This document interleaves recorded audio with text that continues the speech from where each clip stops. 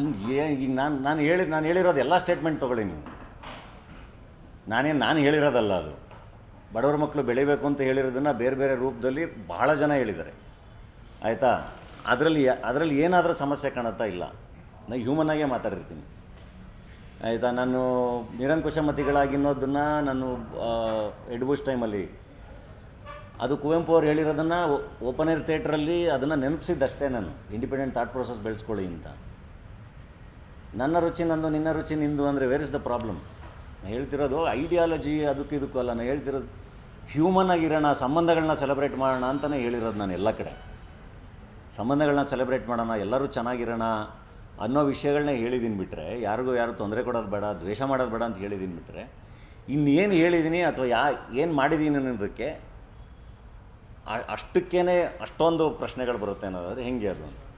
ಕಲಾವಿದರು ಬರೀ ಸಿನಿಮಾದಷ್ಟೇ ಸೀಮಿತ ಅನ್ನೋ ಥರ ಆಗ್ಬಿಟ್ಟಿದೆ. ಯಾಕಂದರೆ ಎಲ್ಲೋ ಒಂದು ಕಡೆ ಸಾಮಾಜಿಕವಾಗಿ ಮಾತಾಡಿದಾಗ ಇದೆಲ್ಲ ಬೇಕು ಅನ್ನೋ ಥರ ಕಮೆಂಟ್ಗಳೆಲ್ಲ ಆಗ್ತಾರೆ. ಸೊ ಕಲಾವಿದರು ಜಸ್ಟ್ ಸಿನಿಮಾ ಅಷ್ಟಕ್ಕೆ ಸೀಮಿತನ ಅಥವಾ ಆಚೆಗೆ ಇದೆಯಾ ಅಲ್ವಾ ಅನ್ನೋದು. ಯಾಕಂದರೆ ಒಂದಷ್ಟು ಕಮೆಂಟ್ಸ್ಗಳನ್ನ ಆಗ್ತಾರೆ, ದಾಲಿ ಅವ್ರಿಗೆ ಯಾಕೆ ಬೇಕು ಈ ಥರ, ಇದನ್ನ ಯಾಕೆ ಮಾತಾಡ್ತಾರೆ ಅನ್ನೋದು. ಅಲ್ಲ, ಎಲ್ಲರೂ ಮಾತಾಡಬೇಕಲ್ವಾ? ಐ ಥಿಂಕ್ ಈಗ ನೀವು ಮಾತಾಡ್ತೀರಲ್ಲ, ಅದು ನಿಮ್ಮ ಕೆಲಸ, ನೀವು ಮಾತಾಡ್ತೀರಾ. ನಮ್ಮ ಕೆಲಸ ನಾವು ಮಾಡ್ತೀವಿ. ಈಗ ಕೂತ್ಕೊಂಡು ಇಡೀ ನಮ್ಮ ಫ್ರೆಂಡ್ ಸರ್ಕಲ್ಲೆಲ್ಲ ಕೂತ್ರೆ ಅಲ್ಲಿ ಸಾಫ್ಟ್ವೇರ್ ಇಂಜಿನಿಯರ್ಸ್ ಇರ್ತಾರೆ, ಅಲ್ಲಿ ಎಲ್ಲರೂ ಇರ್ತಾರೆ, ಮೀಡಿಯಾದವ್ರು ಇರ್ತಾರೆ, ಸಿನಿಮಾದವ್ರು ಇರ್ತಾರೆ, ಎಲ್ಲರೂ ಎಲ್ಲದನ್ನು ಡಿಸ್ಕಸ್ ಮಾಡ್ತಾರಲ್ವ. ನಾನು ಹೇಳ್ತಿರೋದು ನೀವು ಇಂಟರ್ನ್ಯಾಷನಲ್ ಪಾಲಿಟಿಕ್ಸಿಂದ ಹಿಡಿದು ದೇಶದ ಪಾಲಿಟಿಕ್ಸಿಂದ ಹಿಡಿದು ಪ್ರತಿಯೊಂದೂ ಡಿಸ್ಕಸ್ ಮಾಡ್ತಾರೆ, ಎಲ್ಲದನ್ನೂ ಚರ್ಚೆ ಮಾಡ್ತಾರೆ. ಆ್ಯಂಡ್ ಅದನ್ನೆಲ್ಲ ಇದೇ ಸರಿ ಇದೇ ತಪ್ಪು ಅಂತ ಕನ್ಕ್ಲೂಷನಿಗೆ ಬರೋಷ್ಟು ಅಥವಾ ಹೀಗೆ ಸ್ಟ್ರೈಟಾಗಿ ಹೇಳೋಷ್ಟು ಬುದ್ಧಿವಂತ ಅಂತೂ ನಾನಲ್ಲ. ನಮಗೇನಂದ್ರೆ ಎಲ್ಲರೂ ಚೆನ್ನಾಗಿರೋಣ ಅಂತ ಅನಿಸುತ್ತೆ ಕೆಲವೊಂದು ಕಡೆ, ಅದನ್ನು ಹೇಳಬೇಕು ಅನಿಸುತ್ತೆ, ಹೇಳ್ತೀನಿ. ಕೊನೆಗೆ ಅದನ್ನು ಇವತ್ತೊಂದು ವರ್ಷದಿಂದ ಏನೂ ಬೇಡಪ್ಪ, ನನ್ನ ಸಿನಿಮಾ ಅಷ್ಟೇ ಮಾತಾಡಬೇಕು, ನನ್ನ ಕೆಲಸ ಮಾತಾಡಬೇಕು ಅಂತ ಒಂದು ವರ್ಷದಿಂದ ನನ್ನ ಪಾಡಿಗೆ ನಾನಿದ್ದೆ. ನಾನು ಎಲ್ಲಾದರೂ ಏನಾದ್ರು ಮಾತಾಡ್ತಾ ಇದ್ದ, ಇಲ್ಲ ನನ್ನ ಹತ್ರ ಮಾತಾಡೋಕ್ಕೆ ಏನೂ ಇಲ್ಲ. ನಂದು ಏನೋ ಸಿನಿಮಾಗಳು ರಿಲೀಸ್ ಆಗ್ತಾಯಿದ್ರೆ ಸಿನಿಮಾ ಬಗ್ಗೆ ಮಾತಾಡ್ಬೋದು, ಪ್ರೊಡಕ್ಷನ್ದು ಏನೋ ನಡೀತಾ ಇದ್ದರೆ ಅದ್ರ ಬಗ್ಗೆ ಮಾತಾಡ್ಬೋದು. ಸೊ ಮಾತಾಡೋಕ್ಕೇನು ಇಲ್ಲ ಅಂತಲೇ ಹೇಳಿದ್ದೀನಿ. ನೀವೆಲ್ಲ ಕೇಳಿದಾಗ ಫೋನ್ ಮಾಡಿದಾಗ್ಲೂ ನನ್ನ ಹತ್ರ ಮಾತಾಡೋಕ್ಕೇನು ವಿಷಯ ಇಲ್ಲ ಇರಿ ಅಂತ. ಬಟ್ ನಾನು ಊಟ ಮಾಡಿದ್ದೂ ಮಾತಾಡ್ತಾ ಇದೆ ಅಂತ ಅಂದಾಗ ಐ ಥಿಂಕ್ ದಟ್ಸ್ ಓಕೆ. ಕೆಲವೊಂದನ್ನು ಅನಿಸಿದ್ದನ್ನು ಹೇಳೋವಂಥ ಸ್ವತಂತ್ರ ಅಥವಾ ಫ್ರೀಡಮ್ ಇದೆಯಲ್ಲ, ಅದು ಅದಕ್ಕಿಂತ ಟೇಸ್ಟು ಬೇರೆ ಯಾವುದೂ ಇಲ್ಲ.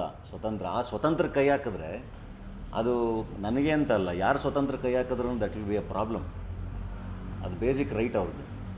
ಸೊ ಅದನ್ನು ಡಿಕ್ಟೇಟ್ ಮಾಡೋಕ್ಕೆ ಶುರು ಮಾಡಿಬಿಟ್ರೆ, ನೀನು ಇದೇ ತಿನ್ನಬೇಕು, ನೀನು ಇದೇ ಮಾಡಬೇಕು, ನೀನು ಇದೇ ಬಟ್ಟೆ ಹಾಕಬೇಕು, ನೀನು ಹಿಂಗೆ ಇರಬೇಕು ಅಂತ, ಅದು ಐ ಥಿಂಕ್ ಡಿಕ್ಟೇಟ್ ಮಾಡೋರಿಗೆ ಸಮಸ್ಯೆ ಕ್ರಿಯೇಟ್ ಮಾಡ್ತಾ ಹೋಗುತ್ತೆ. ಅದು ಸ್ವತಂತ್ರ ಬಹಳ ಇಂಪಾರ್ಟೆಂಟ್ ಅಲ್ಲ. ಅದು ಕ್ರಿಯೇಟಿವ್ ಫ್ರೀಡಮ್ ಇರಲಿ ಅಥವಾ ಊಟ ಇರಲಿ, ಇನ್ನೊಂದು ಮತ್ತೊಂದು, ಐ ಥಿಂಕ್ ಅದ್ರ ರುಚಿ ಬಹಳ ದೊಡ್ಡದು ಯಾವಾಗಲೂ.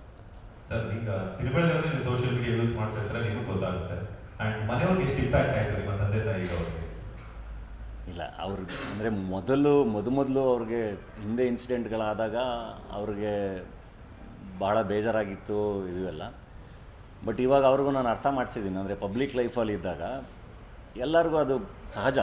ಅಂದರೆ ನೀವು ಸೋಷಿಯಲ್ ಮೀಡಿಯಾ ನೋಡಿದ್ರೆ ಐ ಥಿಂಕ್ ಫೇಕ್ ಅಕೌಂಟ್ಗಳಿಂದ ಎಸ್ಪೆಷಲಿ ಯಾರನ್ನು ಬಿಟ್ಟಿದ್ದಾರೆ ಹೇಳಿ? ಅಲ್ಲಿ ಯಾರನ್ನು ಬಿಟ್ಟಿದ್ದಾರೆ? ಯಾರನ್ನೂ ಬಿಟ್ಟಿಲ್ಲ. ಒಂದು ಥರದ ಸ್ಯಾಡಿಸಮ್. ಅಂದರೆ ಫೇಕ್ ಅಕೌಂಟ್ಗಳು ಇಟ್ಕೊಂಡು ನೀವು ತುಂಬ ದೊಡ್ಡವರಿಂದ ಹಿಡಿದು ಲೆಜೆಂಡ್ಸಿಂದ ಹಿಡಿದು ಯಾರನ್ನೂ ಬಿಡ್ತಾಯಿಲ್ಲ. ಅಲ್ಲಿ ಯಾರು ಹೆಂಗೆ ಬೇಕಾದರೂ ಏನು ಬೇಕಾದರೂ ಹಾಕ್ಬೋದಲ್ಲ. ಮೊದಲೆಲ್ಲಾದರೆ ಕುತ್ಕೊಂಡು ಬರೆದು ಯೋಚನೆ ಮಾಡಿ ಒಂದು 100 ಸರಿ ತಿದ್ದಿ ಅದಾದಮೇಲೆ ಅದನ್ನು ಪೋಸ್ಟ್ ಮಾಡ್ತಾಯಿದ್ದೆ. ಇವಾಗ ಹಂಗೆ ಇಲ್ವಲ್ಲ, ಇಮಿಡಿಯೇಟ್ ಪೋಸ್ಟ್ ಮಾಡ್ಬೋದಲ್ಲ. ಹಿಂಗೆ ಬರೋದು ಹಿಂಗೆ ಪೋಸ್ಟ್, ಅವ್ರಿಗೆ ಅದು ಸರಿನೋ ತಪ್ಪು ಅಂತ ಯೋಚನೆ ಮಾಡೋ ಅಷ್ಟರಲ್ಲಿ ಪೋಸ್ಟ್ ಮಾಡಿಬಿಟ್ಟಿರ್ತಾರೆ.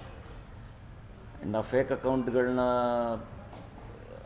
ಅಕೌಂಟ್ಗಳು ತೆಗೆದ್ರೆ ಆ್ಯಕ್ಚುಲಿ ಅರ್ಧ ಪ್ರಾಬ್ಲಮ್ಗಳು ಸಾಲ್ವ್ ಆಗುತ್ತೆ. ಬಟ್ ಫೇಕ್ ಅಕೌಂಟ್ಗಳನ್ನ ಹೆಂಗೆ ತೆಗೆಯೋದು ಯಾರಿಗೂ ಗೊತ್ತು?